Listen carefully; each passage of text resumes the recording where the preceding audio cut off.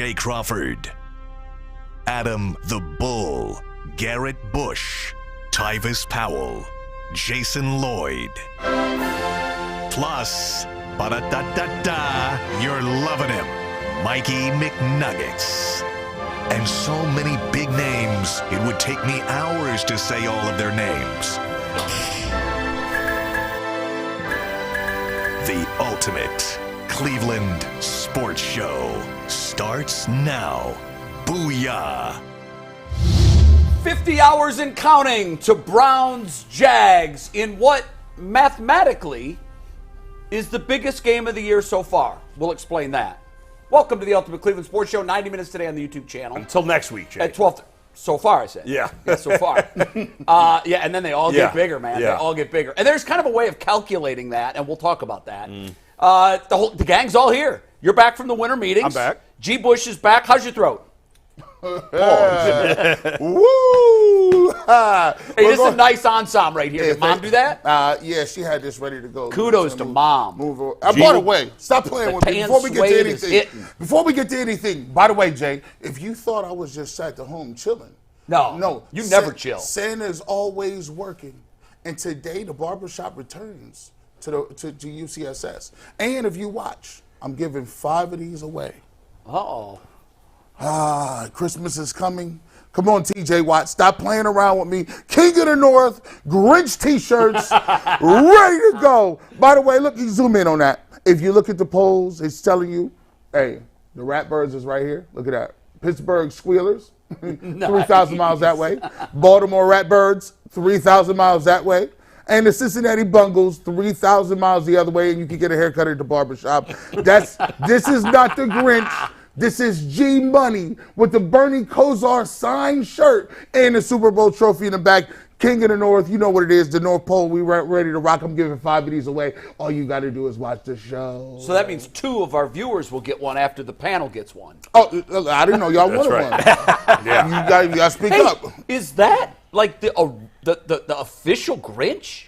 No. That's not the official Grinch. That's his fake Grinch. That's his cousin. Grinch? No, G the Money. Glinch. Oh, G Money. G Money. Did you make changes to him so it's not like so here's the way. Here's the way G Money rocks and rolls. His hair is a little different. He don't smile, and he comes out year round. The Grinch is only stingy on Christmas. G Money won his money every day. I love it. That's great. Where can they get those? Bushlinebeauty.com. Bushlinebeauty.com. Yeah, and avoid the fakes too, right? Because it's already being knocked off. It's already knocked off, especially the guys from Pittsburgh. Stop, TJ Watt. You got enough money. Why you always want to do? They come. I got a Grinch. They come out with a Grinch, bull. Very interesting. Unacceptable. They rip you off. Rip me off, man. But here, we give away 5 of these. We'll give away 5. Did TJ take a shot to the jaw last night on the very first play of the game? It's funny, not funny. Injuries aren't funny. It's interesting how all of the Browns' injuries that they sustained during the year, you can look around the league now, and other teams are starting to pile up those injuries to key players. It's that time. It's December. Yep. It's that time of year. Busy show, our 90-minute show. We're going to dive into the matchup, of course. At 12:30, as Mikey McNuggets likes to call it, never-before-seen Browns content from 12:30 to 1 on WKYC. If you're not in the Cleveland market, WKYC Plus, or just go to WKYC.com, hit Watch Live. Mikey McNuggets behind the glass. Our first hello on this Friday to you. What's up, guys? It is a big Friday, big show, a lot to get into, and we're going to start after a quick word from FanDuel, because even though the weather's getting colder outside, the NFL offers on FanDuel stay red hot. And right now, new customers get $150 in bonus bets with any winning $5 moneyline bet. That's $150 if your team wins any moneyline bet. Forget the odds. If you win, that's $150. So if you've been thinking about joining FanDuel, there's no better time to get in on the action than right now. The app is easy to use, and there's a wide range of betting options, including spreads, player props, over-unders, and much, much more. So visit FanDuel.com/UCSS to kick off the NFL season. FanDuel, an official partner of the Ultimate Cleveland Sports Show, an official partner of the NFL. And, of course, too many winning tickets to read just one. Congratulations to all of our many viewers who scored big on the Thursday night game last night. A big loser for me. I said that game would go under. Yeah. Tyvis said it's going over all day. He was right. He was right. I like the Patriots, and they covered. Yeah. Well, they won. They were an underdog. won outright, yeah. It's not actually going to be cold the next couple of days. It's supposed to be almost 60 today, and it's going to be 60 and sunny tomorrow. And by the way, last night was the first night of Hanukkah. So to all who are celebrating, like Mikey McNuggets and I, are you going to celebrate, Mike? I'll call my parents when they Call your like me more parents. this weekend. Yeah. Which of your parents is Jewish? I can't My remember. mom's Jewish. My dad's. That makes you Jewish. It goes by your mom. So anyway, happy Hanukkah to all those who celebrate. Absolutely. It doesn't go by your dad? No, it goes by your by mom. your mom. That's it. I never knew that. I didn't know the religious gene was carried on from one parent to the other. I had never heard that. I thought- Maybe in the Jewish faith it is. Yeah, that's yeah. how it goes. Okay, very interesting. We know for sure who your mom is. You never know for sure who your dad is. Well, there are ways of finding out Well, who's but- your daddy. Call Maury Povich. That's true. Maury's made a career out of You know for figuring that sure out. who your mom is at all times. I'm still trying to. I've never heard it put that way, but that's interesting. Yeah. All right, it's Mikey McNugget's favorite question. We ask it every Friday. Is this game on Sunday a must-win for the Browns? Definitely not, in my mind. I mean, it's obviously every game is big the rest of the way. First of all, it's 17 football games. You're battling for a playoff spot. With what happened last night, the Browns went from the 7 seed in the East to the 5. Yeah, and they didn't play. They didn't play because the Steelers lost. And not only did the Steelers drop, but the Browns then jumped over the Colts because the tiebreaker changed. Yes, there's no longer 4 teams. Right, now it's 3, and that made a difference. But Yeah. it could change again this week. Obviously, these things change a lot. Obviously, the Browns' playoff odds are much better if they win. Well, of course they're much better if they win. They're 7-5, battling for a playoff spot, and there's only 5 games to go in the season. But no, the season's not over if they lose this game. Hell, the Steelers are still alive. There's Of course a they path are. for Of course them they are, at yeah. 7-6. And so are the Bengals, and so are the Bills, and so are Absolutely. the Broncos, who are Yeah. 6-6. It gets harder. Every game you lose at this point makes it harder. But it's definitely not a must-win. But like every game the rest of the year, would be big if you do. Jay? I couldn't understand last night why they kept saying it was like a gotta have it for the Steelers. I thought they overplayed that too. Yeah. They used that story. Here's why they used it. They got to you make to people watch. Yeah. It was literally Yeah. the powerhouses of the NFL for a decade, going back a decade, Right. against a team that is going for the number 1 overall pick. And It was trying a to figure bad out if loss. Belichick- At it this was a bad point- loss, but Yeah. I think Al Michaels kept driving that point home. The pregame show did as well. Yeah. They wanted to keep viewers around. This is like a playoff game for Pittsburgh. Does No, it's anybody, not. by the way, feel, I hate to say this because he's so great, but does anybody feel like Al Michaels has lost his fastball? I don't. I don't. I feel like he has. I think he had a little snafu earlier this year, and then I've been listening to see if there's any decline. He's got to be 80, right? I know. I'm going to rephrase that. Not lost his fastball, lost his interest a little. I feel like he's just not that into it. I wonder if it's because he's That's what no it feels longer like. the voice of the biggest game of the week. Yeah, I that guess. can, that can 79, affect yeah. things. It can. 79. Yeah, 79 I mean, he's years still old. great. And it's funny I just that feel like you he's asked not that. as into it as he used to No, be. but last night, as I was watching the game, Yeah. I actually was thinking to myself, this guy is the Vin Scully of the NFL. He is. I mean, he is, He's yeah. been the biggest voice for a network going back 40-plus years. It is crazy. And I still enjoy his calls very much. Is he what he was when he was Monday Night Football with John Madden? Probably not. But I still love listening to him, and I'd rather listen to him than anybody else. I mean, he's kind of like LeBron. He's still great at an old age. He may not be the best anymore, but he's still great at an old age. I think he's just a little jaded. Yeah, that's what it feels like. Ask Jason Lloyd and Jay about they'd be like, listen. Well, what are you seeing us before? You just lumped him in with a 58-year-old. He's not happy about it. No, because when you're close to it. See, you done been so close to it where it's like, oh, I just saw LeBron and I'm talking to him behind the scenes.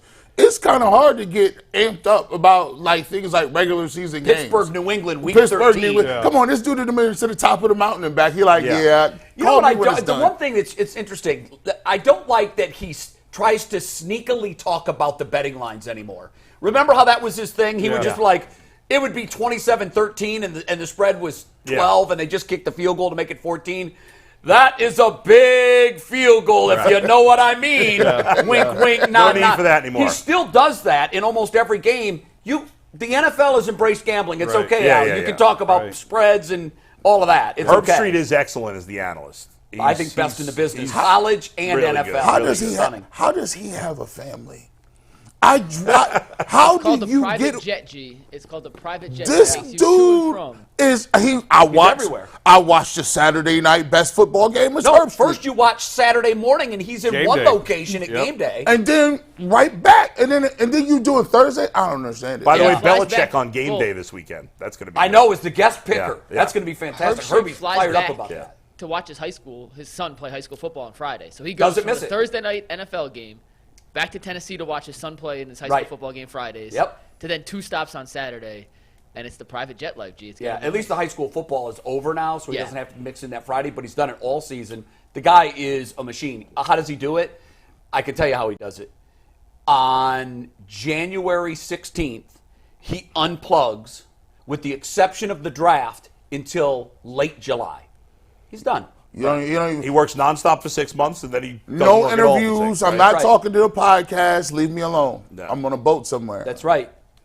Shout out to him. Can't find him. Good life. Must win? Very good. No, I'm with Bull. It's not a must-win. The one thing that's interesting about this, though, is maybe I'm alone in this. I kind of assumed the Jaguars were going to win the division. That's not a guarantee It's anymore. not. with the And Lawrence so injury. when We you talked talk about that yesterday. Yeah, okay. So when you talk about tiebreakers now, all of a sudden, you could lose this game and beat Houston, and it just changes. The Jaguars and the Texans both have a weaker strength of schedule than even the Browns, and the Browns don't have a very hard schedule the No. rest of the way. And Houston and Jacksonville are both below them, so there's still a lot of fluctuation to go. And obviously, the Browns still have Houston to play. So it kind of feels like you got to win one of those, Jacksonville or Houston, but it doesn't necessarily have to be one or the other. No, We but just doesn't it don't know seem yet. like the easier would be Jacksonville at home without Right. their quarterback? With a beat up, I think he's going to play. But I with the- don't. Oh, I think he's going to I play. don't. I laughed so hard when I saw the video of him practicing We have yesterday. an update from Doug Peterson, which we're going to get to in about 5 minutes. Yeah, I'll give you that I in a sec. mean, We'll finish this and that we'll is a talk. great smokescreen by Doug Peterson. You're right, He's the not division playing. is not set. However, if they did lose to Jacksonville and beat Houston, then Jacksonville's going to win the division. Yeah. Because Jacksonville's got the tiebreakers. They're essentially up 2 games right now. Well, they split the head-to-head. I was looking at this morning. They split Yeah. the head-to-head. Jacksonville has a 1-game lead in the division. It gets confusing. It does. And But- like to Bull's point earlier, are there 3 teams tied? Are there Right. 4 teams tied for Right. the division? If it's just the 2, it's easier to figure out. But it could be a 3-way tie in that division. It could be. Indy's right there. Indy is right there. And, So- and the Browns hold the tiebreaker with them, obviously, if it becomes a wild card situation. The Browns already hold the tiebreaker with Indy, and then Houston and Jacksonville still to come. It's a big game. This is Yeah, a big game. the next 2, But really. it's not must win. You got it must win? Is my name G. Bush? Am I the Duke of Knee Jerk? You must have forgot. I've been on Well, the 3 last days. 2 weeks were must wins and they lost. So how can this week be? A Oh, must this win? is super must. Oh, this is super This is super duper. Wow. Look, this right here. Thank you There are for levels that. to must Thank you. wins. This is crazy. Like, this is a game. You know, you get sick sometimes and you wait to go to the doctor. But by the time you go to the doctor, they be like, hey, listen, bro. It's too late. It's too late, dog. Do not get caught slipping. You got an opportunity to go to the doctor day 2 when your wife told you to. Yeah. You might want to go get that looked out. Yeah. Looked at. And then when you be in there crying, looking around. Guess what? You can win this game with a no-name gangster at quarterback. Who's playing? Trevor Lawrence ain't playing. He tried to fool y'all. He tried to Yeah, fool. I'm with you. He not playing. They got this other dude out here. If you gotta beat this guy. He's a nobody. When you got him at home, the defense play better at home. If you get to 8-5, you ain't gotta worry about the rest of that stuff.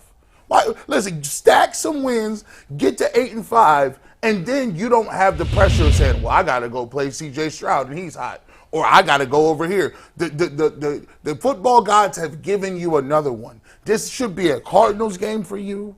This should be a game where the Bengals, when you caught Joe Burrow slipping, this should be a 49ers game when you getting all these guys out, you got to get them now. Do you know actually, this is just the final thing. Think how much better you'll sleep on Sunday. Will you sleep better with a Browns loss or a win? 8-5 or 7-6. You're always gonna sleep better when with a your win. head hits the pillow. Oh, you- 8-5, I don't agree with your 7-6. Cardinal comparison, though. C.J. Beathard's played in the league. This is not the Cardinals were going And their with team in general is much It's better way than better, the Cardinals, yeah. even without Kyler Murray. I mean, the Browns are favored, but they were a huge favorite. They were against the Cardinals. They were like a 10-point favorite, weren't they?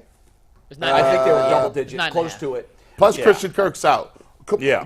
I mean, they got multiple guys. You got to get this. I'm somewhere between you guys who I think are saying this is a game you'd really like to win, and you've got it super duper, which is like next level Super Bowl. You have to win. For me, it's not. It falls just before or just below a must win. It's a wow. We really, really, really, really would love to get this win. Yes. So must win means if you lose, you're eliminated. You're clearly not eliminated if you're the Browns.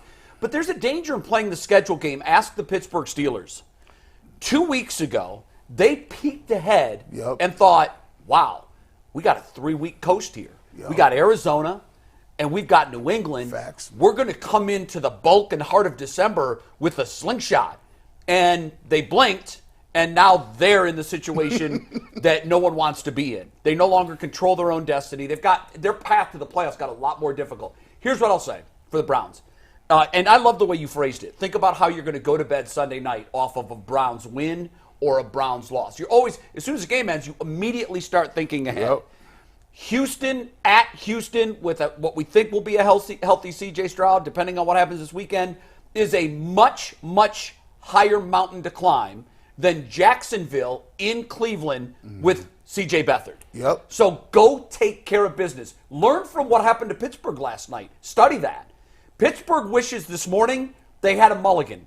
They had a do-over to take that game a little more seriously and to do absolutely everything they could to make sure they got the victory. In fairness, New England played very well. In the first half, they did. Yeah, well, I thought in the but second they had half a big lead. they kept doing this. You guys want it? Yeah. You want it? Take it. And that happens a lot to the Pittsburgh's like, no, Steelers. we're good. The We don't Steelers want didn't it. do it. But Mitch Trubisky, they got their backup quarterback too, and he's terrible. They do. So, not a must win. We can sit here Monday if they're 7-6, and we'll talk about how they get it done from here. There is a clear path to the playoffs. It's just going to mean they're going to have to win some games that might not be as winnable as they want them to be. And it's sneaky. Go ahead, Jason. No, I was just going to say, who would you rather have, Mitch Trubisky or P.J. Walker as your backup quarterback? Mitch Trubisky. I would too. And Mitch. the Browns are winning games with P.J. Walker. Well, but they're not. at Well, he's not quarterback. playing anymore. I'd rather have. No, Flacco. but They won I'm the just biggest saying, game of the year They were with winning P.J. Walker. They were winning games with Yep. P.J. Walker. Yeah. The Steelers can't win with Mitch Trubisky. They can't beat the 2-10 But the Patriots. Steelers in the past have won games with crappy quarterbacks. They So- have, but and they've won them with Kenny Pickett. He stinks too. I'm just trying to illustrate how Yeah. incredible some of these Browns wins have Oh, been. absolutely, sure. Yeah. And And right I there's more do think. proof. Listen, when I woke up Monday morning, I was expecting the Browns to lose to Jacksonville. Today, I'm expecting the Browns to beat Jacksonville. I am too. And I've done the same thing. I've completely switched on where I was. I didn't know how.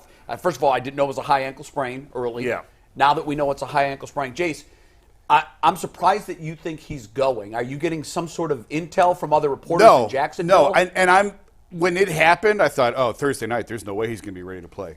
But I don't think that they necessarily want him moving around, but I think he's going to give it a shot. We didn't see yesterday, in case you missed the video that came out of practice, we never saw him take a jog step. Yeah. We didn't. He stood still.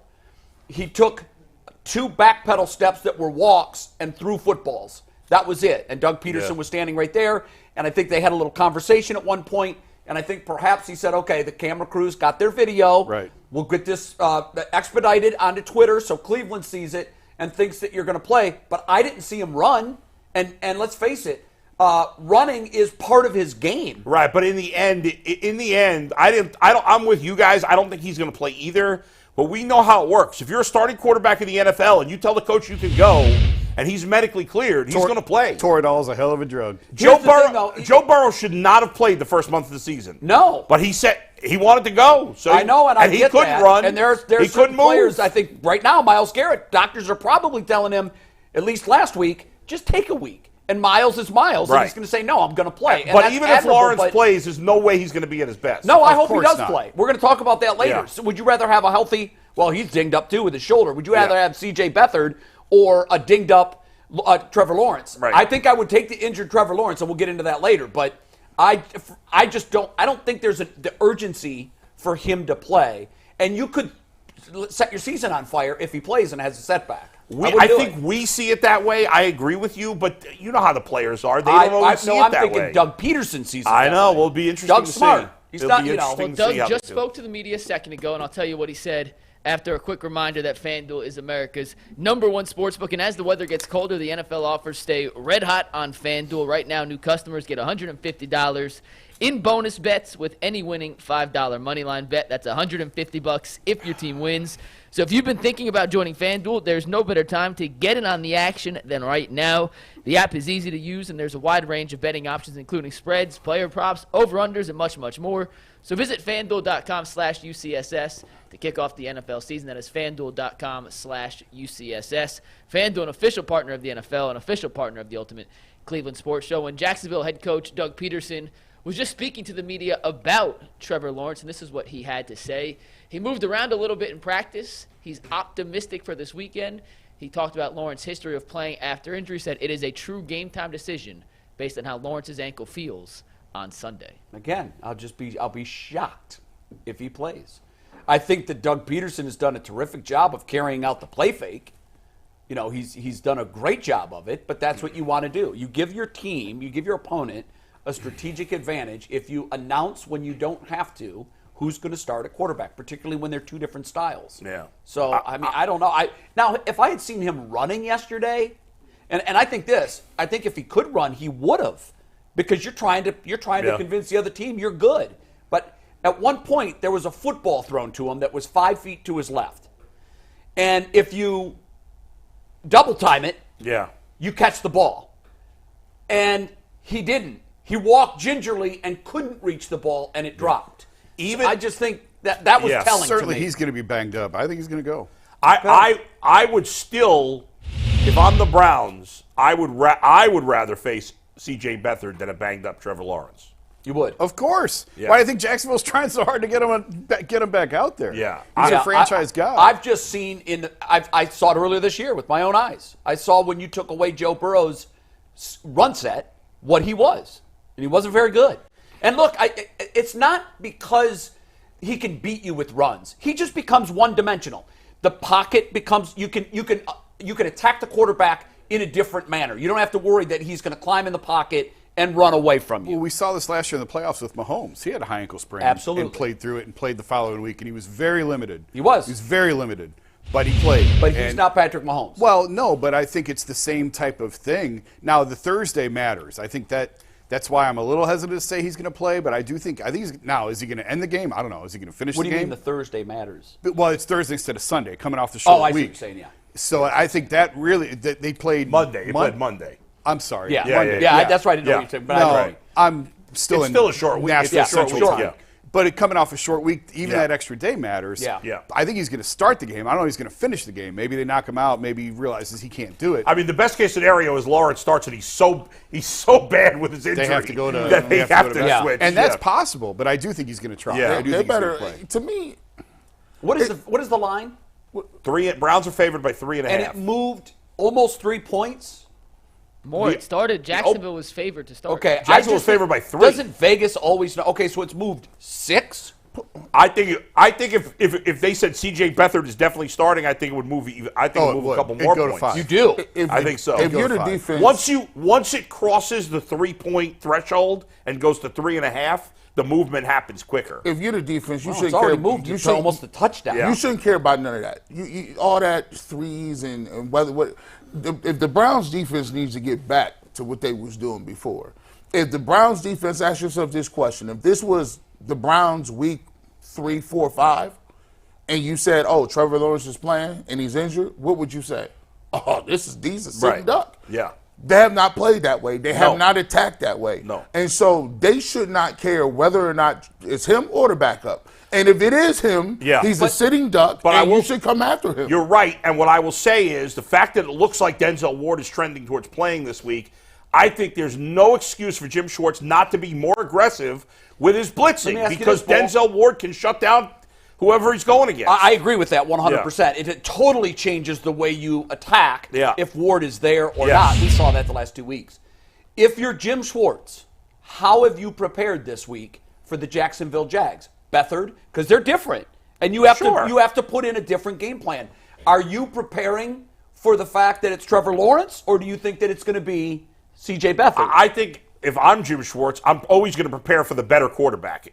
Even though they're different. Yeah, I am because, it's not different like Lamar Jackson and Joe Flacco. It's not that big a difference, And I don't know. Can Beathard move? I don't even remember if he's a guy. Played with Tyvus said he can. And he said he can. He's not super prone to scrambling. He'll scramble if he has to, but he's not a statue. And Trevor Lawrence is not a huge runner, but certainly he uses his athletic ability. He can run. I think if you're the Browns, you have to assume Trevor Lawrence is playing. Do you agree with that? I think it's easier to adjust to C.J. Beathard than to adjust. I don't know. Don't ask their old defensive backs coach that. Don't ask Jeff Howard that. No. He'd rather have. We were not prepared for these backups, kids. We were not prepared for the superstars to be out of the game. One way or another, the fact that we're spending so much time talking about it means that if it is a smokescreen, it's been successful.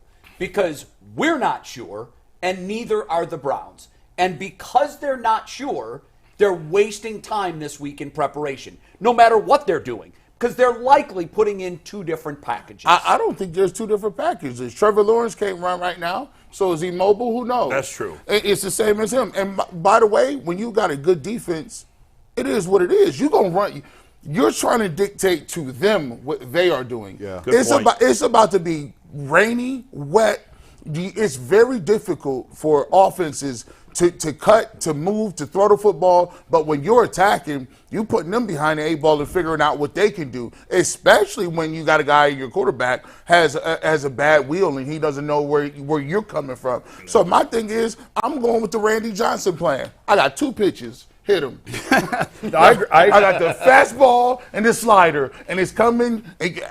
You're just not going to be able to do that. You know what I'm bringing to the table. No, I agree with G. If you're the Browns defense, you're preparing for Trevor Lawrence. Injuries happen in football games all the time, and guys leave, and you're preparing for the better guy. And then if that doesn't work, it's a lot easier to dial down than it is to go the other way.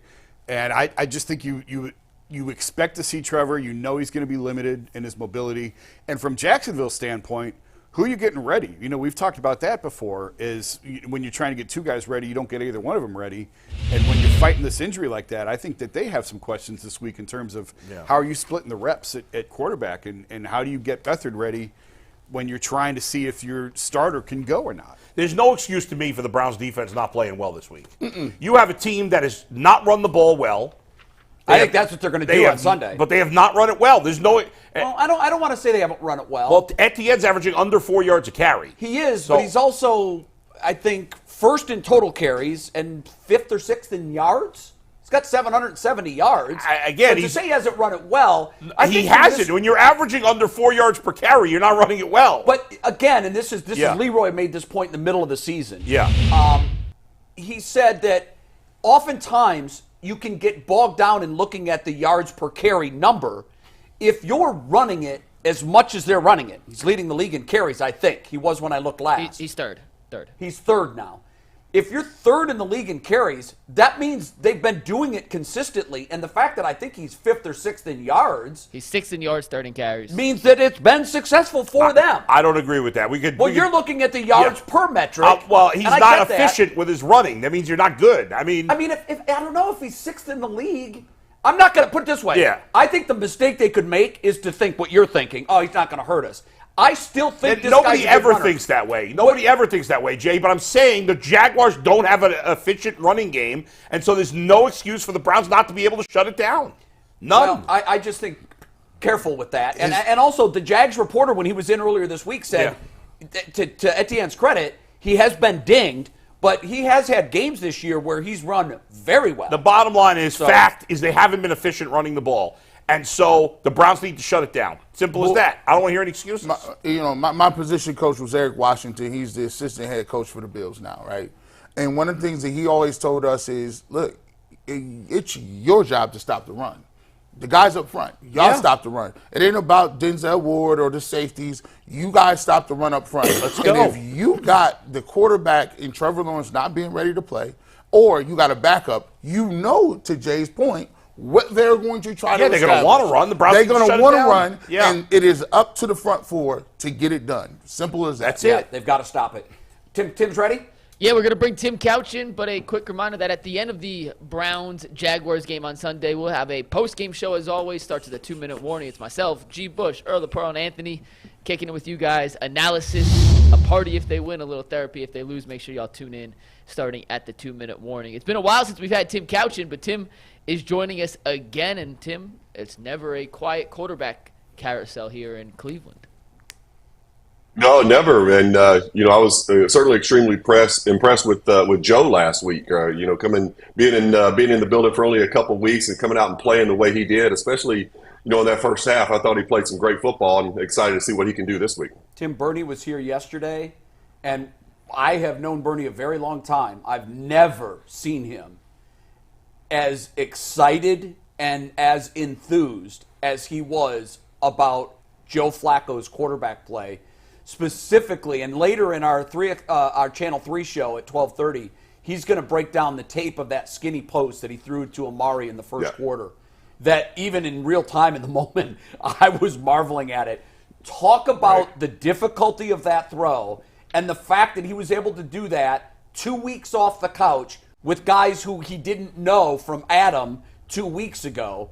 That's something that players, quarterbacks and receivers that play together for years can't make look that easy.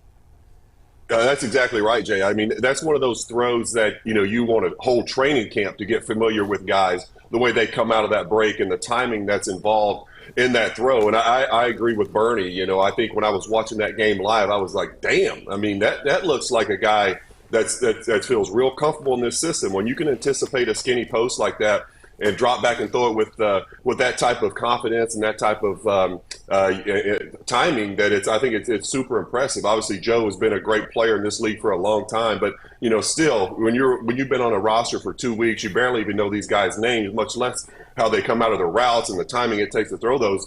It was super impressive, and Joe did a lot of things in that game that I was impressed with. Just managing the offense, getting in and out of the huddle, going to the right spot with the football, throwing the football on time, throwing the ball accurately. I was super impressed. I thought it was a great performance by him. Tim, listen, I was watching it, and I thought he was going to play well. I didn't think he was going to play that well. It kind of reminded me of you go walking around in a grocery store, you see an older lady, you be like, wow, she is in shape. She's really doing her thing. Thumbs up. I like you. Do your thing. But, Tim, I'm telling you what, there's something to be said for a quarterback who does not have that rookie stuff you got to worry about. You don't got to worry about am I going to be fooled on this coverage, or where's my second progression, or I just even love the fact that except for the one turnover, he threw the ball away, and it was a quick throwaway too. You can win with that type of game plan, and I thought Stefanski was kind of comfortable calling that plan. Did you see that just the levels between him and the other rookie guys in his progression?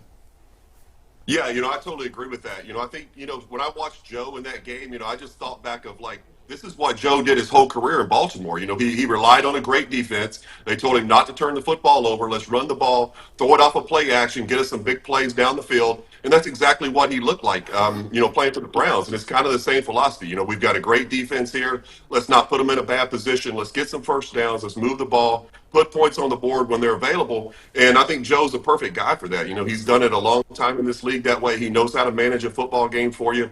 And you're exactly right. He threw the ball away when it needed to be thrown away. He didn't take negative plays, didn't take sacks. It was a great performance, man. I'm really excited to see what he can do this week. Tim, how do you think he's feeling physically? About to turn 39, hadn't taken any hits for 11 months, and now he took hits for the first time. What do you think that's like for him? I'm sure he's a little sore, but also excited. I think when you've been out of the game for about a year, like Joe had been before he got to play last week, I think obviously you're sore and you're a little beat up, but you're also encouraged and excited about, man, I'm back in it. This feels great.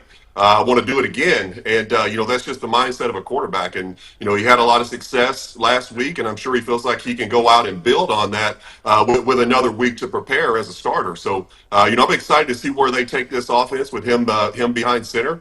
Right now with what he brings to the table and what they can do with him. I think Stefanski has a lot of trust in Joe in calling plays and coming up with a game plan and understanding what Joe brings to the table and what Joe can do. And, you can trust him with the football. You can call some plays that you wouldn't call with a rookie quarterback, that's for sure. And it's great to see. I'm glad Joe's getting another opportunity in the league, and he's great for the Browns right now. Why did it take so long for them to do that? I know you're not a front office guy. You can't say specifically why, but I'm just curious why it's December and he was still available. Yeah, that's a good question because obviously the arm is still there. When you watch him throw the ball, you're like, geez, I mean, he looks as good as anybody when the ball comes out of his hand. I guess it's just kind of an age thing, maybe. Maybe he's, teams just say maybe he's a little too old or whatever. But I think, obviously, when I saw him, when I first saw him when he came out for the first drive against the Rams, I was like, this guy's got some football left. I don't know, obviously, I don't know if he can go a whole season for you, but to go out and play a few games. He can definitely do it. The ball still jumps out of his hand. He's got elite arm strength. He sees the field well. Obviously, he's a very intelligent guy. He's been in this league a long time. He's seen everything. He takes care of the football. So, I don't know. The only thing that would come to my mind is that he's, 39 years old. But the guy's still got some juice for sure. Tim, have you ever had a high ankle sprain?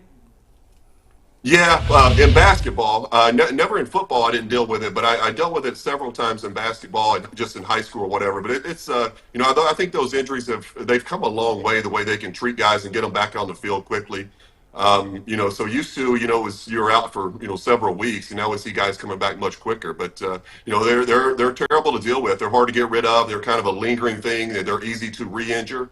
As well. So, just never had to deal with it in football, but basketball, it was certainly hard to come back from. Now, you mentioned they're easy to re-injure. If you're the Jags and you're a game up on two teams in your division, but you run the risk of falling to even with them with the loss this week, are you playing the short game and putting him out there, Trevor Lawrence, or are you more inclined to play the long game and let him use this week as a chance to heal and get some time and then see what he has?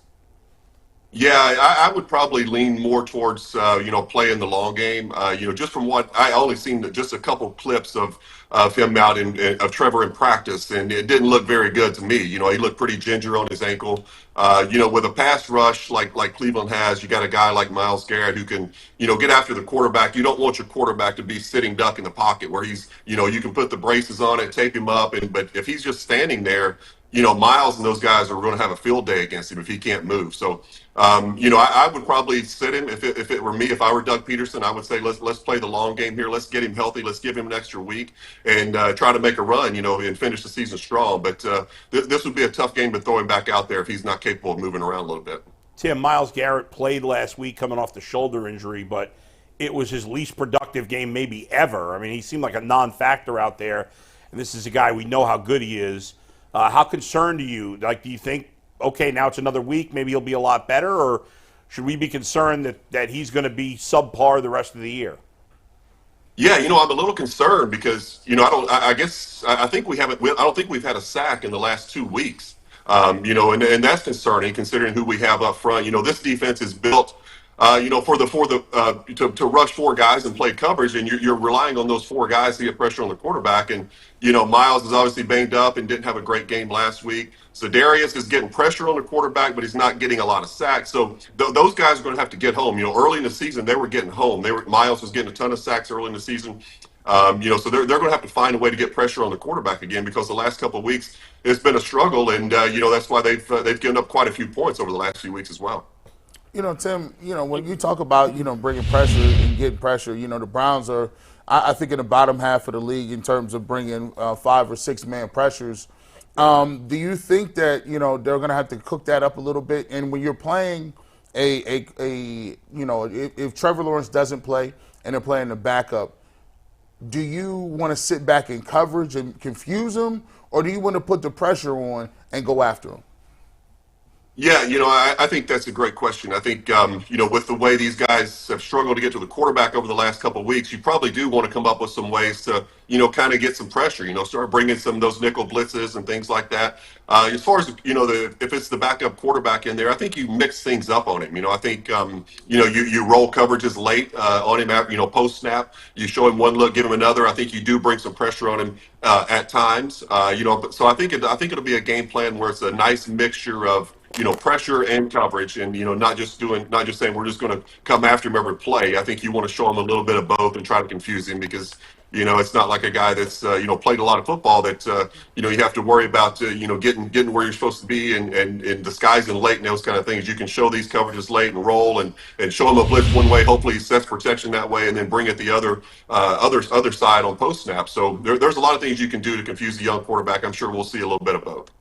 Hey, Tim, we've talked this week about how both head coaches are sort of playing quarterback games with the media in terms of not being very specific as to exactly who it's going to be. We've seen it for years in the NFL. I'm wondering if you have a story where you were a part of those quarterback coach games where maybe you were going to play, but your head coach wanted to send smoke signals that you weren't, or the other way around. Yeah, I think I have been. I had some elbow injuries. I think in Cleveland early on. First few years, and there was some of those going on. Like, I think he's going to play, and I knew I wasn't going to play, and I know it definitely happened in college one time. My freshman year, I had an elbow injury, and they said I was going to start. I think it was against Alabama or somebody like that, and I knew the whole week that I wasn't going to be in the game. So I think coaches do that quite a bit because certainly in college the style that we were playing, I was more of a drop back guy. The other quarterback, Billy Jack Haskins, was an option guy. So it was two different styles that the teams had to prepare for. So they certainly used that against. It didn't help us at all. Alabama still beat us to death, but I think coaches still played that game a little bit. One of the things that came to mind for me yesterday, and maybe I'm just giving Doug Peterson too much credit, but we know that cameras are allowed in for the first 10, 15 minutes in most NFL cities. And it crossed my mind, what if Trevor Lawrence actually is much better than we think, and he is running around, and Peterson wants to make Cleveland think that he's not going to play when he actually is, so he tells him, listen, when the cameras are out here for the first 10 minutes, don't run. Act like you can't move. Be ginger on that leg. Send the signal that you're not going to play. And then when we kick the cameras out, the guy starts running all over the field. Who knows? Maybe I'm giving Peterson too much credit, but that's a possibility too. It's definitely a possibility. Doug's been in this league a long time. He knows all the games to play with the media. So I'm not saying he's doing that, but it's certainly a possibility. Trevor's injury looked pretty bad. On that game. Against Pittsburgh, it was he looked like he was in a lot of pain. So I would be shocked if they're doing that, just considering the way he came off the field.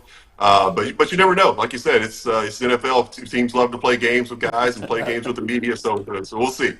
That's some high level, Jason. That's Jedi Jay right here. Mind tricks is so high, Jay. You never know. You never know. I want to go back to Flacco. I want to go back to Flacco for a minute. How sustainable do you think this is? I was joking last week about the old Toby Keith song, I'm not as good as I once was, but I'm as good once as I ever was. When you look at, and listen, Joe played far better than I thought he would, but when you look at the totality of the numbers, he only completed 50% of his passes. So it's not like he had this high-level elite game with 350 yards and he had the terrible interception. There were a lot of drops. At the end. He did have some drops, but it was a good game. But I'm wondering if it was a good game because the Browns quarterback play has been so atrocious all year that it was the first ray of light and everyone's like, oh my God, finally. Or is there another gear to this? Because, and I know this is getting long-winded, but I go back and look at like Josh Dobbs, who played really well at the start with Minnesota, and then he fell off a cliff. Now, he hasn't played nearly as much as Flacco, obviously, and so Joe's seen everything. There's all the tape out there. I'm just wondering, in totality, was it as good as we think it was? Is there another gear to this? Is this sustainable given his age and given his experience? I think it's sustainable, for the rest of this season. I think because this is a team that's not going to ask Joe to do a whole lot, and I think, if you're asking him to go out and kind of build the offense around him, I think that's probably not going to be sustainable to make him drop back and throw it a ton every game. But this team wants to rely on, running the football, timely completions, getting the ball off play action, taking chunks down the field. And they're playing great defense. So I think Joe can do that. As long as he can stay healthy, obviously he's not going to be back there moving around a lot, creating plays with his legs and things like that. So you got to protect him. That is priority number one with a guy who's 39 years old and a pocket passer. So you're going to have to keep him upright, keep a clean pocket for him. And as long as they can do that, I think Joe can sit in there and sit in the pocket and make the throws necessary to win football games. And, I think more importantly, Joe's not going to do anything to lose the game. He's a veteran. He's not going to go turn the ball over a bunch of times. You can trust him in games on the road. You can trust him at home. You can build. You can trust him to throw the ball in tough situations. And he's going to go to the right spot with the football. And I think that's the best thing that Joe brings to the table. Tim, here's the most important question of the day. We're in a wrestling ring. It's you, Kelly Holcomb, Bernie Kosar, Brian Sipe, Johnny Manziel, and Brandon Whedon in a battle royale. Man. Who is getting out of that ring? Who is the winner of the battle royale? Would you take them all down? Oh, there's no question I'm winning that one. Well, wait a second, Tim. Hold on. See, if they're smart, they will team up on you early. Still no chance. 5 against 1 and throw your ass out. Brian Sipe 70. Johnny Manziel is drunk. Hey, Jay, let's throw Otto Graham in there, too. Make it 6-on-1. Yeah. Throw Otto Graham in. Did you have Bernie in the ring? I had Bernie in there. Is he using the spray or not? No. His pain relief. Bernie with the spray. Hang on, while we have Tim. Tim, are you winning? Even if five of them, he's winning. Even if 5 of them attack you at the same time. Next question. I like my chances. I'm not going to lie. I'm with you, Tim. I'm going to be Bernie confident. is tagging himself and saying, "You matter," and walking out. Go ahead, I'm Jim. gone. I No more text, bro. I caught Kelly's interview. I wasn't in the No day more you guys. text, bro. That's right. I wasn't in the day you guys had Kelly on, but didn't he have something we were supposed to ask? Yes, right. Yes, he called. What was it? He had a name for Tim. Yeah, I texted Tim about this. Let me pull. I forget what it was. But Tim said he'd never heard this before. Yeah, he played dumb on it. I can't remember. So Yeah, he called him Marvel Mouth, and Tim's answer in text was, "Ha, that's a new one. I've never heard that before in my life." So, I think because he texted me after that. I was like, I don't know what the hell you're talking about. He said he used to call me. He said he used to call me that because when I first came to Cleveland, I had a really thick Southern accent, and he was like, "Man, you sound like you got marbles in your mouth. Nobody can understand what the hell you're saying." So, Tim, I have so I to had to say, clean that up a little bit. I do have to say that you've lost your accent, clearly. I mean, it's washed out a lot. Yeah. But when I was covering you when you were in the 8th grade, and I had moved from Ohio to 10 minutes from your hometown, when I moved down there, I thought I moved to another country. I couldn't understand what the hell anybody down there was saying. It was so It's a whole different language, isn't it? It really is, but yours is really washed out now. I can understand everything you say now, but all right, so now we have context to the marble mouth thing. There you go. Yeah, man.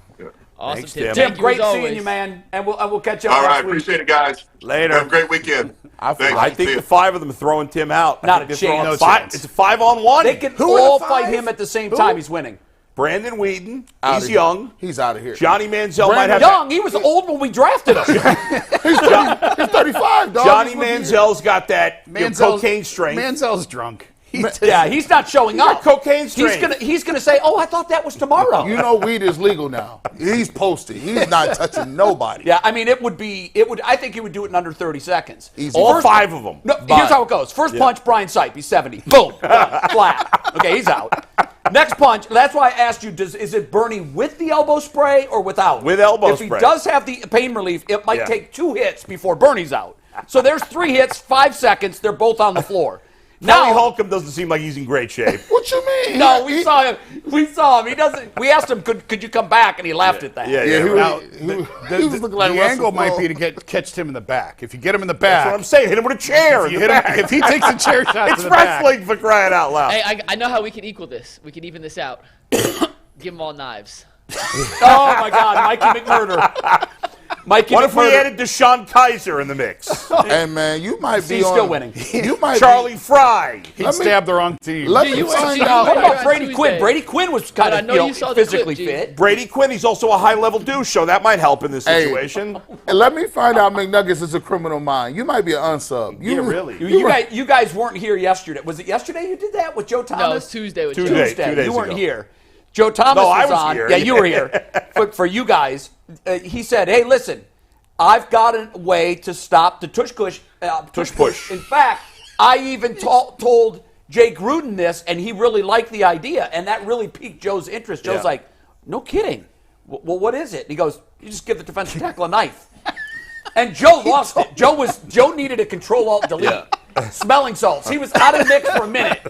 Hey, man. And the best line of all of that was, who called you Earl. Mikey McMurder? Earl. Earl called him Mikey McMurder.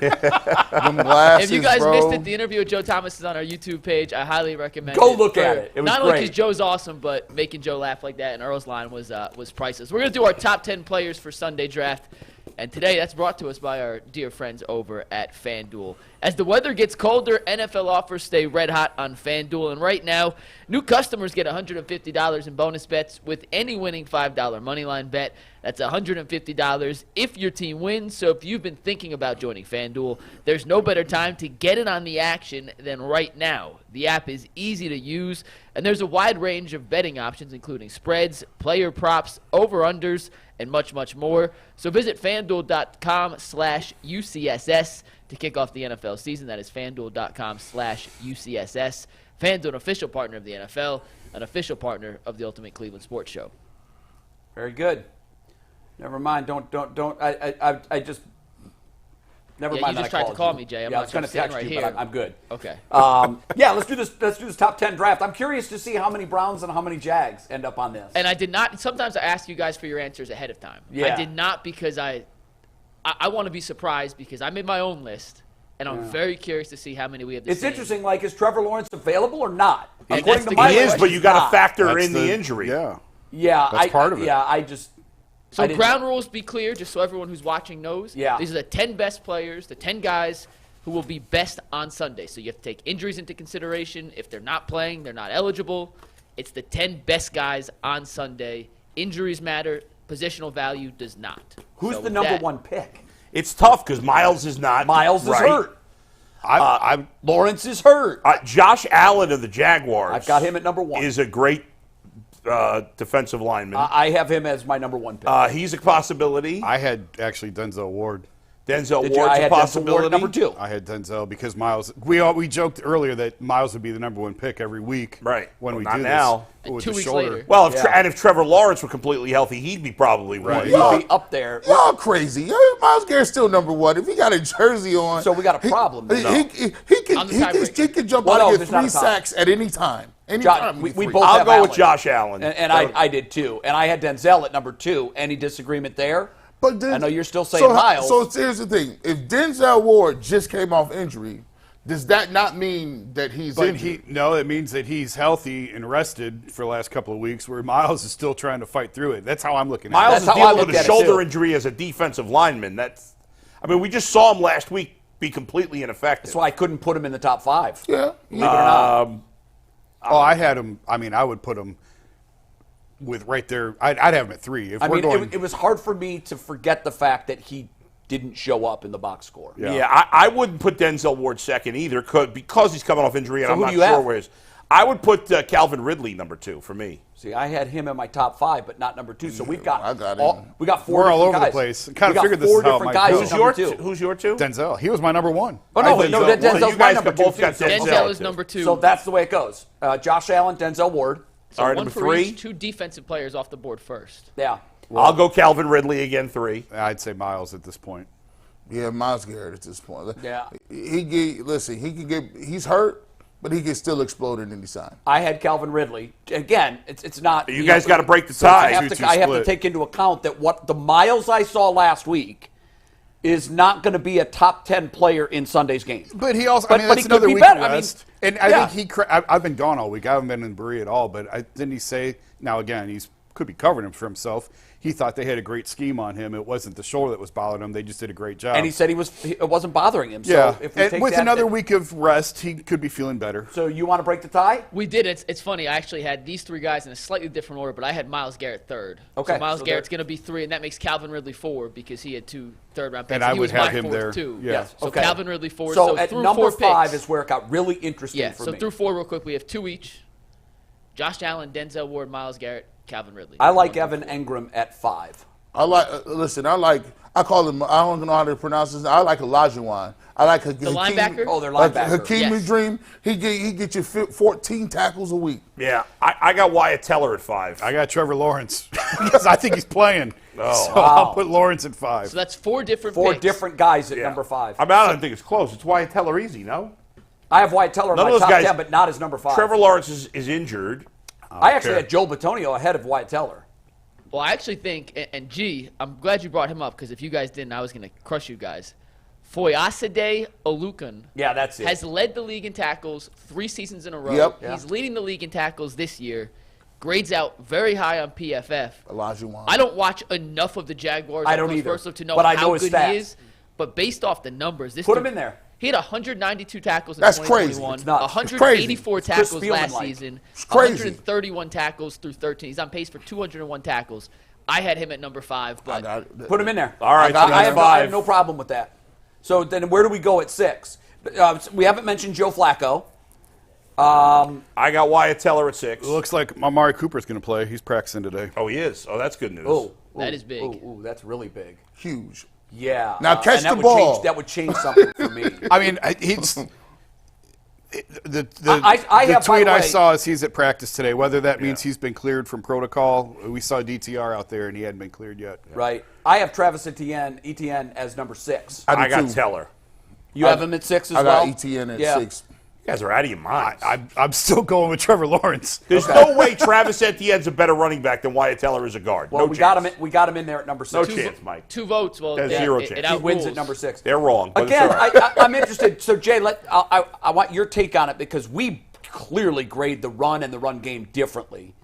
The fact that he is below 4 yards a carry doesn't deter me at all, particularly when he's 5th in the league or 6th in the league in rushing yards and 7th in touchdowns. I don't think that's not being efficient. I think they're happy with his production. he is the definition of not efficient. No, he's got No, 700. that's a fact. If you look at Efficient- efficiency numbers, he's near the bottom. What's the most efficient play you can have in touchdown? Or what's the most efficient play you can have in football? Isn't it a So touchdown? does that mean Kareem Hunt is extremely efficient? Yes. Because all he does is score a touchdown? Yes, because Not as he does no, what not at all. we need him to Hey, do. hey, This is a silly debate, so pick whoever you want. Go ahead. Well, it's already been settled. What if you just don't like efficiency? What if that ain't your thing? Okay. Yeah, hey, and picks don't have to be your thing if you're a good cornerback. What if I like my gas guzzler Tahoe over the electric car? That's exactly right. You know what? It gets you where you need to go when you need to Yeah. go. All right, so Etienne is 6. Yeah, who's 7? I had Teller 7 for me. Teller- I have Bitonio Taylor. 7, Teller 8. I think Teller's been better than Bitonio. I think Taylor is playing better than Bitonio. Yeah. It looked kind of bad last week because it was Aaron Donald, and everybody looked bad against Aaron Donald. Yeah. But I think Taylor has had a better season than Is it Bitonio. Wyatt Teller? Then it's Wyatt Teller, I think. 'cause you Wyatt guys- Teller. I'm just going to keep saying Trevor Lawrence. I can't believe he's not up there. Well, I see. You're the only one that thinks he's going to play. I don't think he'll play. And All so right. based on that, I just couldn't put him in there. Now, if he do the best play- part of ability is Yep. availability. All right, 8. Trevor I'll Lawrence. go with Trevor Lawrence. All right. I'll go with Trevor We're going to Lawrence. put him. So you do think he's going to be on the field? No, but if he is.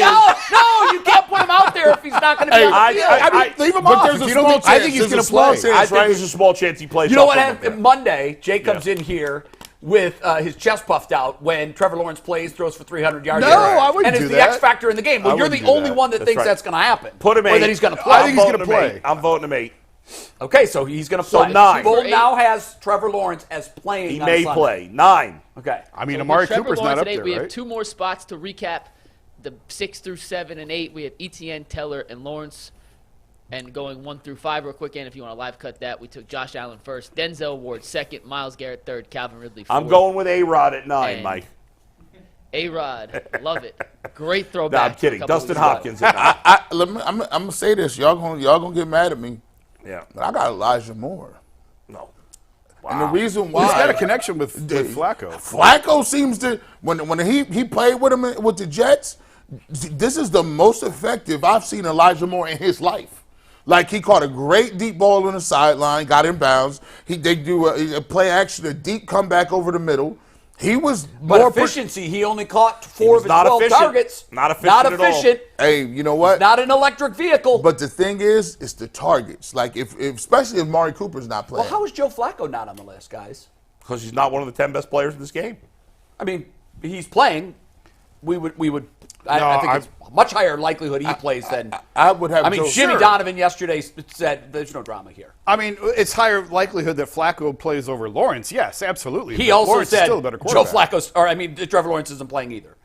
Now I don't know where he gets that. Yeah. But he probably the same place I do. He saw what I saw. And maybe, it wouldn't be the first time. So Joe Flacco, even though it's more likely that he plays, can't make the list, but he's more likely to play than Trevor Lawrence? Again, he played well above our expectations last week. No question. It was a really low bar we had set. If you look at that, that was not elite NFL quarterback play. It was just better than anything we've seen all year. Which looks elite now. No. 23 of 44 in a Sean game. Watson's game against Tennessee was better. Yeah, It was better, Yeah, but- it was. but But I'm just saying in totality. You're focusing in on the low completion percentage. No, I'm also looking I at can't the- erase the 5 drops. I'm that also looking at jumps the in. game-crippling interception he threw at Well, the that end of was the game. that was the other than Yeah, that. This is Lincoln moment. I got But Hopkins 9.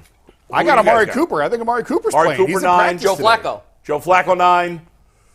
Oh, you said Elijah Moore. Yeah. So Yeah. we're a 4-way tie. Who Break you got, that. Mike? Flacco, Moore, Hopkins, Cooper. and Amari Cooper. Yeah. I think based on the fact I know Hopkins is going to play, I'm going with Hopkins. Even though he missed the extra point against Los Angeles. Wow. He's been one of the Browns' best players all season. I think he's going to be another impact guy. Who on said Sunday. So Hopkins go on Dustin our Hopkins. panel? The man who said he would never draft a kicker. I still wouldn't. You just did. Not the NFL. He got you there. I would Jay draft him he got in you the there. top 10 draft. You just drafted him number 9 overall. Hey, That's a Okay, first so round who's pick. 10 then? 10. I'm going with Flacco. Those are my guns. I got Joe Flacco. I'm going Cooper. Cooper. The reason I got Joe Flacco is this week he comes out, he plays better than he was. He's more efficient.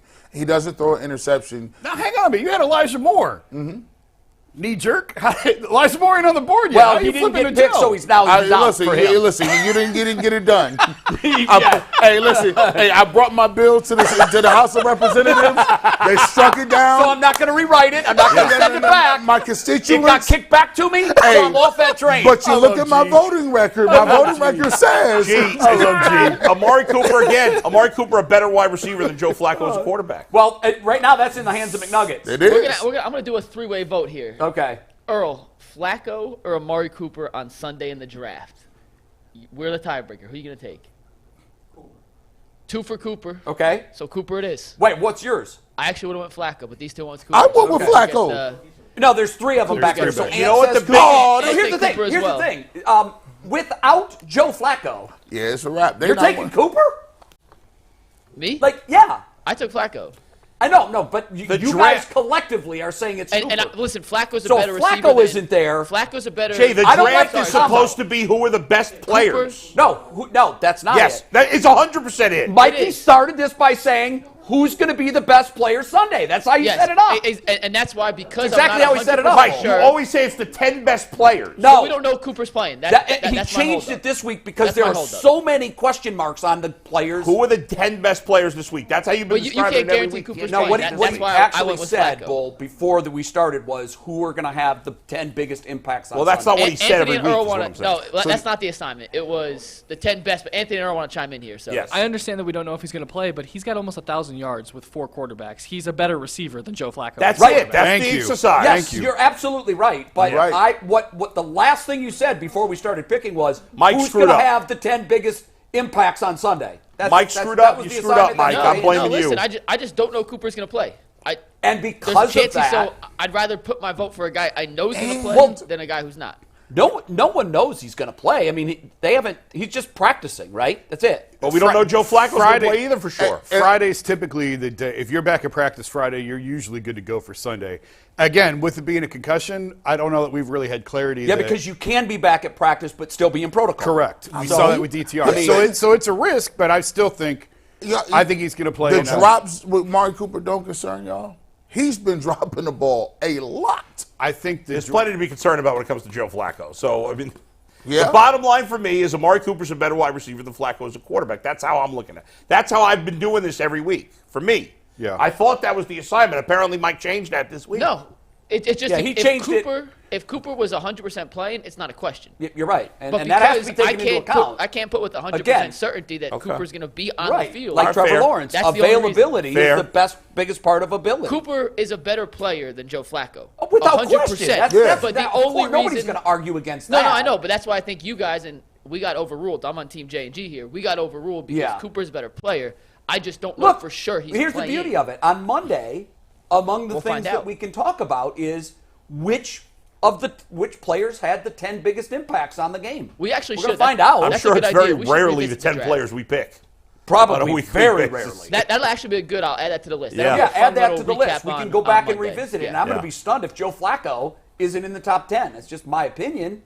If he plays But- well, he will be. If he plays And poorly, again, he definitely my will. thinking on Cooper was that he wasn't going to go. Heck, when I sat down here before the show, I thought there was a very little chance he would I didn't play. think he was going to That's go either. changed I didn't. But since you said once he's going to practice He said he today. practiced He's in today. practice. I assume he's going to play. Is he a full participant? Don't know that yet. I don't Yeah. think. There's We'll been probably no- know that in the Because if next he's a half full hour. participant, then he's on my list. There's he's been going to play. no specification of whether limited, full, See, I think or we would have whatnot, so- heard if he had cleared protocol, but maybe not. I don't know. I don't know how these things This go. is going to be a storyline moving forward. Joe Flacco, he's going to keep building steam. He's going to keep building steam. Pretty soon, you're going to get to the end of the year, and people are going to be like, hey, we need to get Joe Flacco back. We need to sign him we need to give him a little contract of some sort. You know what was interesting last night? Because we've been talking about the way teams view their backup quarterbacks. And when they said last night, the whole crowd was chanting Mason Rudolph. By the way, I thought Steeler fans last night were embarrassing. Embarrassing. In what ways I are know they fans never have the right to embarrassing? boo. Like- I get that. But they looked like the most entitled babies of all time yesterday. And when they mentioned that Mason Rudolph is in his 6th year as the Steelers quarterback, like one of the things we talked about yesterday when you guys weren't here was that, Wednesday, because you were here, is that perhaps the Browns have learned their lesson, and teams, I think, in general, are going to look differently at the way they view the backup quarterback, particularly when you had a guy like Browning who's been in their system a couple of years come in and perform so well. And for a lot of teams, it's been rotating chairs. They've been making waiver claims and trades to get those quarterbacks. I threw something out when you weren't here, and I'd love to get your reaction to it. I think it's in the league's best interest to have good backup quarterback play. Of course. I would love to see the NFL and the Players Union come to some sort of an agreement where they get an up to $10 million exemption from the salary cap specifically for the backup quarterback position, so we don't get in the situation that we've been in many times this year, particularly last night. And the Steelers don't fit that bill because they pay their backup quarterback a lot of money.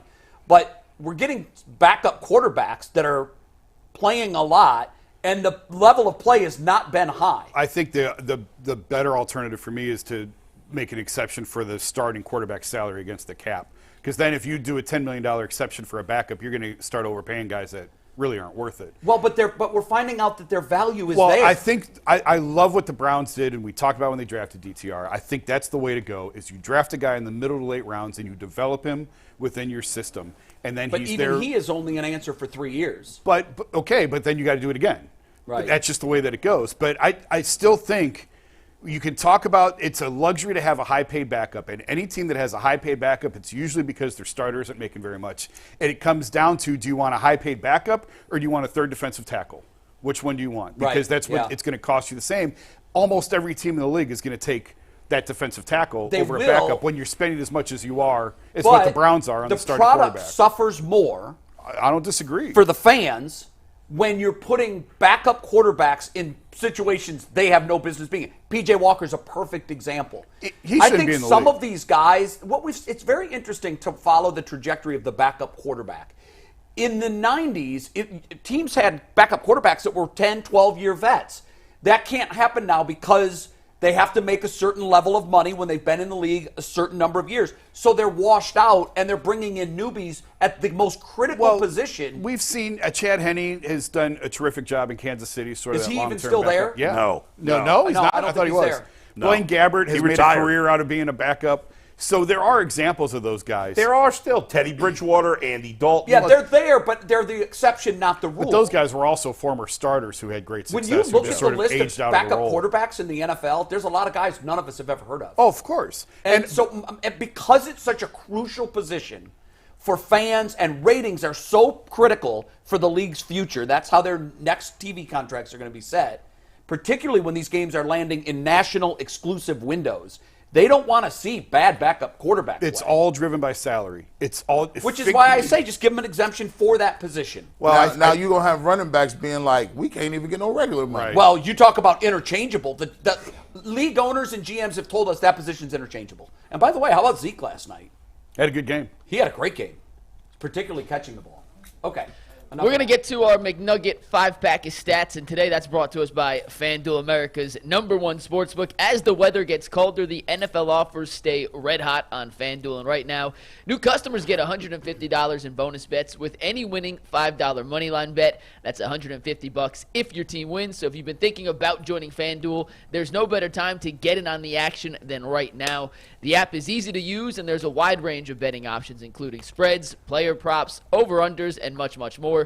So visit FanDuel.com/UCSS to kick off the NFL season. FanDuel, an official partner of the Ultimate Cleveland Sports Show and an official partner of the NFL. Guys, I got a 5-pack for you guys, some offense, some defense, and a little CJ Beathard. Are you guys ready? Let's do it. Let's start with letting Joe Flacco cook. Against the Rams, Flacco, and this is from PFF, threw in a tight window coverage on 18.3% of his passes against LA. That was the 8th highest tight window percentage of any quarterback who started last week. I didn't realize they kept that stat week to week. I They love do. that It's stat. very, very interesting. He only had love one that. turnover-worthy throw, which was the interception. So That's it. he did throw into tight windows. They were usually pretty accurate. He also attempted 19 passes of 10 or more air yards. That's the most of any quarterback in the Stefanski era. So they let it rip. Wow. They let it fly, and Flacco throws the arm talent. On those 10-plus yard air passes, he was 8 of 19, 145 yards, a touchdown, and an interception. And why does that matter? Here's where it matters. Jake Browning against Jacksonville on Monday Night Football on passes of 10-plus air yards, 7 of 7, 170 yards, and a touchdown. That's a home run stat, Mike. That really is. That's a stat that's next level that most people have overlooked. And put that back up there. As I watched all 22 from this week, and one of the things that really stood out to me was the difference between what the Rams do and what the Browns do. You look at 18.3 tight window throws. The Rams get so much cheap garbage on motion plays where there's nobody around because you're running guys across the line of scrimmage, you're moving guys around. They do a lot with motion. It's hard to cover up. The Browns are not a team that usually uses motion like that, and it just seems like they don't have any like even the 4th down play with David Njoku. It's just a 5-yard sit-down route. People are on that. The Browns run like 6 or 7 plays, right? And they mix up the variations, but they're not multiple in what they do. So a lot of their throws are going to be tight window because the defense knows their tendencies when it comes to it. So I would expect that to be high the rest of the year. Mike, before you do number 2, can I ask you how your perception of the game changed after you viewed the All-22? I looked at it. I thought the defense played when you watch it, it just looked like they were off, didn't really have any enthusiasm. What about offensively? Defensively, I thought the Rams just had a great game plan. I love the game plan. Offensively, when I watched it, it made me respect Joe Flacco even more because they're not running anything that's crazy. I had respect because he was fitting footballs in windows that are like this small, over top of a linebacker, in front of a safety. And I'm like, wow, they're not running anything. They're just running stick plays and high-low plays, trying to isolate high-low defenders with linebackers, but they're not running anything crazy. And so for them to be able to move the ball up the field, even though the Rams knew what they were going to run, because there was a couple times they just flat out jumped the routes. They just knew what it was. So I had a more respect for Joe Flacco and what they were trying to do. And hopefully the vanilla playbook turns out to be basically part of it is that the Browns don't have great athletes at receiver either. And he just got here. Yeah, and he just got here. That's a lot to do with it. And so hopefully there's some more, they expound upon it. Also, I think the Bengals' success against Jacksonville on those plus 10 throws, it speaks to the fact that, A, they needed to do that, and also their athletes at wide receiver are just better downfield. They had a lot of yak yards in that 170, but still, 7 of 7. But it's 7 of 7, and that's the number that jumps out. Yeah. By the way, if Jamar Chase has one more touchdown, I think he's going to. I got to give this stat. I thought this was an interesting stat. That if he has one more touchdown, he's going to become just the 4th wide receiver ever to have 3,500 receiving yards and 30 touchdowns after their first 3 seasons. Yeah, he's good. Who are the other production. 3? Do you guys want to know? Yes? Randy Moss do it? What's one? They're all names you'd expect. Rice. Rice is 2. T.O. had a good start to his Not career. T.O. Not? Fitzgerald? No. Odell Beckham Jr. Odell Beckham Yeah, Jr. Odell. I was surprised Justin Jefferson. He must not have had the 30 touchdowns. See, the Bengals ain't sneaky. That ain't a gimme win either. That's why I'm circling this one. I saw y'all. I saw y'all Monday. Y'all ain't done yet. Yeah, that's true. They ain't done yet. And I said, although he could play lousy, but if they will beat be the by Colts week 18. this week, They will be by week 18. I hope so. I'm a hater.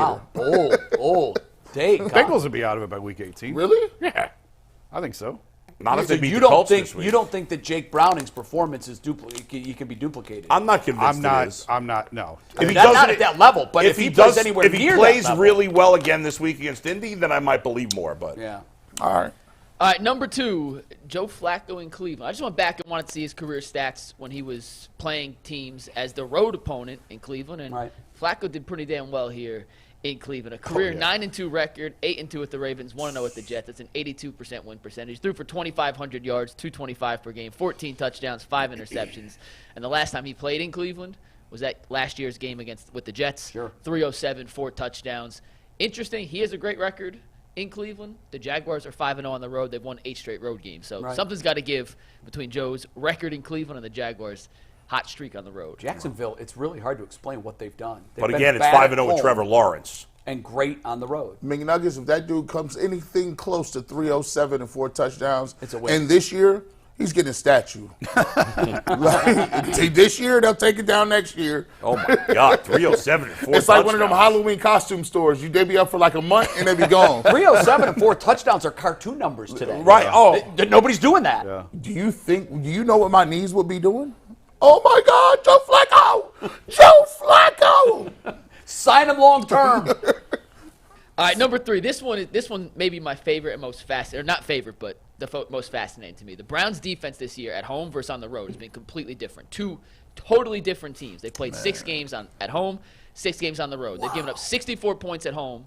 That's 10.67 points per game. They give up 184 points on the road. That's 30.7. At home, their EPA, which, I know you said you didn't like EPA, but Right. they have a negative 0.322 EPA. That's the best mark they've ever seen in the NFL. The best ever. Ever? Ever. For Just at home.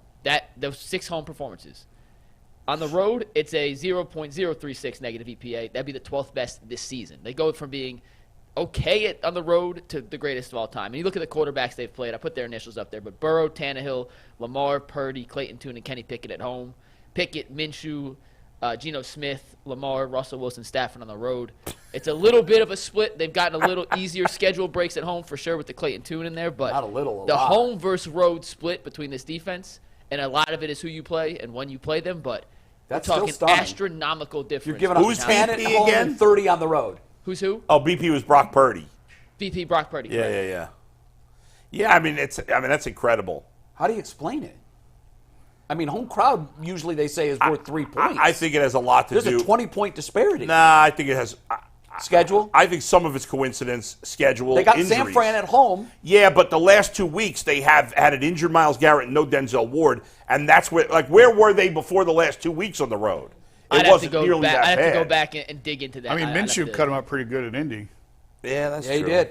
That's true. Fair. So Man, that's a huge disparity, and crazy. that could be a real problem because they're not going to play a home playoff game. When I watch all 20, I'm trying to figure out what their assignments are. Like these jet motion plays where guys is getting 40 yards before somebody touching them. It just seems like the defensive ends are like confused. Do you know, are they passing on? Tyvis talked about this a little yesterday. Are they passing off the motion man?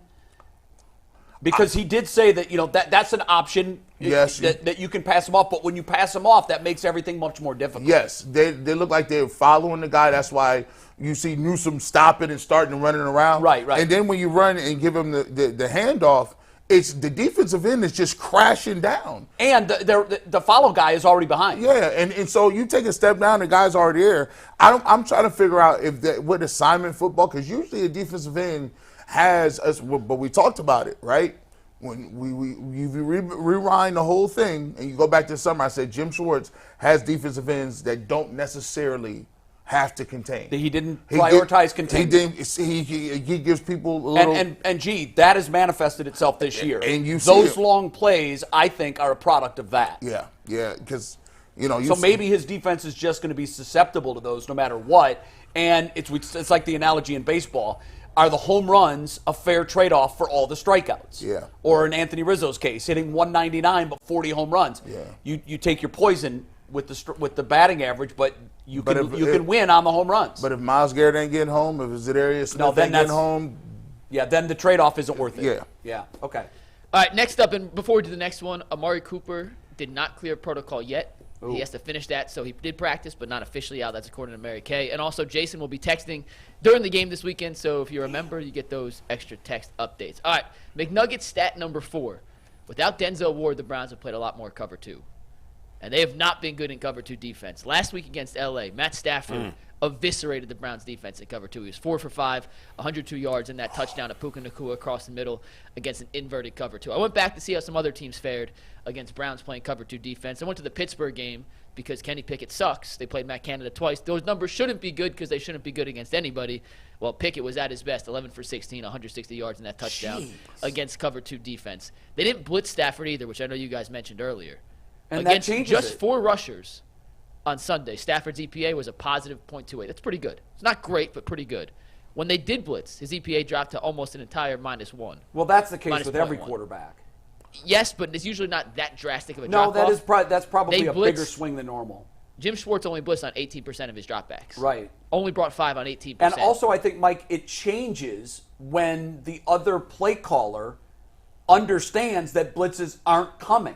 Yeah. What is the percentage, Mike? Do you happen to know the percentage? Like, have the Browns been blitzing less with Yes. Denzel Ward out? Yes. Well, dramatically less by my eyes. They are, I mean, I can find the exact number. Give me 1 sec, but they're in the bottom 10 percentile of blitz rate. They're still good pressure because they do get a lot. They get home with 4 typically, in but the they last weren't 2 Sunday. weeks, they haven't been. Right. And he hasn't blitzed a ton more, Bull, without the pressure from up front. No, He's but just I been think what getting Bull's way less asking pressure. is, again, just eye test without looking Yeah. at numbers. It feels to me like with no Denzel on the field, Right. he's rolling the dice even less. Right, which and maybe it just seems that way because they're not pressuring the quarterback because Miles is not healthy, and maybe if they were pressuring the quarterback more, it wouldn't No, seem that's that way. true. Yeah. I don't know, but And there could be times where they're sending 5, but we're missing it because Right. no one's getting home. right. Listen, the bottom line is we can talk about what they're doing. The rest of that defensive line is not doing their job well not. enough right now. No, they're not. That's the bottom line. There was a play where Juan Thornhill, remember they had the play where they got false starts 3 times in a row? Yeah. And it was like 3rd and 20-something. They gave up the big play. They were running cover 6. Juan Thornhill on the front side of the play had 1 receiver route, and in his job as in cover 2 is to get over the top, and he let a receiver just run a corner route. And it was like, you have him, right? And I think a lot of times when you start running man-to-man coverage, you can play fast. It's easy. I know who I got. Now, when you're not used to passing stuff off, when you got to figure out who's passing it from the front of the coverage to the back of the coverage, then you got areas where you can break down. You're adding elements, communication, everything else. And they're not a good team in terms of zone because they don't run it that much. All right. Well, I can't tell you exactly where they ranked, but last week, 18% blitz percentage, their lowest of the season. So, yeah, I mean, I would Partly hope that Stafford. changes with Denzel Ward back. And I would expect it to. Right? Yeah, But, I would expect it to, especially with their best receiver or one of their best receivers off the field and perhaps a backup quarterback. Like, that's an invitation to bring the house. Right. Let's go. and speaking of backups, I made this one assuming Beathard would start. I didn't think there'd be any chance Lawrence would play. Maybe he does, but if it is Beathard, here's what we need to know about C.J. Beathard. He's 2-10 in his career as a starting quarterback. 18 touchdowns, 22 turnovers, 14 picks, 8 fumbles. On the road, he's been a little better than he's been at home, which this will be a road game. But in December, he's been at his best. However, in outdoor stadiums, he's got 19 turnovers. He's a warm weather quarterback, even though he's from Iowa. And hopefully, if the elements are in full force, that definitely favors Joe It's going to Flacco. be windy and I don't cold think he's and rainy. particularly good in any situation. Yeah. That's That why is true, Jacksonville's but trying so extra hard to bad. get Lawrence I think out what there. Mikey was saying, Right if there. you squint real hard, Yeah, right. some of these numbers look okay. Yeah. Mike does an absolutely tremendous job with these things. I mean, he I comes love up it. with this stuff. I'm like, where do you even think to look at some of these things? Yeah, it's he great. does a tremendous job. He goes to the right area, and then he Yeah. finds the right nuggets. Yeah, I mean, listen, C.J. Beathard is what he is. He's a backup, but he's been in the system. He's not, as my good friend G. Bush would say, there's levels to this thing. He's not P.J. Walker bad. No, it's not. No. But he's not Joe Flacco good. It was interesting when he came in against Cincinnati. He did a decent job. Thought he did an admirable job. Right. But the Browns defense is better, significantly, when healthy, significantly better than the Bengals D. And so if they can get a pass rush, I think C.J. Beathard's going to have a long day. But I only say if because they haven't had it the last 2 weeks. Yeah, no, I know. Well, again, no, because Ward's been out. Yeah. And Miles has been Right. hurt. Hopefully another week off and Miles can. I don't think we're going to see the best of Miles, but can we get there's a lot of space between Miles usually does and what we saw last week. There's a lot of space. If he can cut half the distance, we'll be okay. We're going to do Super Chats, but Yeah. before we do, Jason, I wanted to ask you kind of a technical question about the protocol. Amari has not been cleared. Doesn't sound like it, no. Yeah, he's still in protocol. In your experience, is still being in protocol Friday almost certain that he doesn't play and he doesn't clear it? I mean, I know he could still technically Yeah, I clear think he it could tomorrow. still. I think he could still clear it. I don't think that it rules him out. I mean, this could be part of it, is getting on the field and going through. That could be part of what needs to happen in order for him to clear. And we'll give you guys a chance if you'd like a mulligan and you'd like to take Amari Cooper out, knowing that presently he's in protocol, and you want to put Flacco in, I'll give you one more chance to save yourself from No. I'm sticking with Because Cooper. I'm going to go with this. Last week, See you Monday. Chris Olave was still in protocol on Friday. Oh, good. That's what I was wondering. And he played Sunday. That's- Doesn't mean it's going to happen. No, but that's here. what I was wondering. Yeah. Like, are there examples where Yes, that's happened? it was just last week. Go ahead, Okay. Mike. I got super chats real Yeah. quick before we head over to WKYC. How long have you Young been in Majestic protocol? 3303 Just the same amount of says, time. my wife won a Kool-Aid Mafia shirt. Thanks, G. Shout out to Earl sitting next to me. He gifted 5 memberships today. James Cosby said the biggest thing I'm looking for is a red-hot intensity from our team, especially on defense to start a playoff run. Go Brownies. Christopher Ortega says, I think it's a huge game because it's an AFC opponent. All of these matter. Young Majestic also says, Bull, don't you remember Leroy told you there's more to it than just yards per carry? Devoid Archangel said, taking Flacco top 10 for sure. He's been awesome in Cleveland. And Wes B said, But I'd one rather game. tap dance One naked game. behind a CVS for loose change to purchase bags of gummy worms than deal with Elijah Moore family one more time in my fantasy team. Bernie, you're still my idol, though. So those are the super chats. All right. We appreciate y'all. We're heading over to WKYC in a sec. Yep. What do we have? 30 seconds left. Yes. I love how, and I've fallen victim to it too. I've got Flacco in my top 10, but it's funny where our bar is and how it's a moving target. kinda- Joe Flacco has been awesome during his time in Cleveland. He threw the one pass that cost the team a chance to win the game. Yeah. He's been awesome He in made Cleveland. some great throws last week. He made some great did. throws. I just did. think the overall totality has been overblown. See you on WKYC. Peace.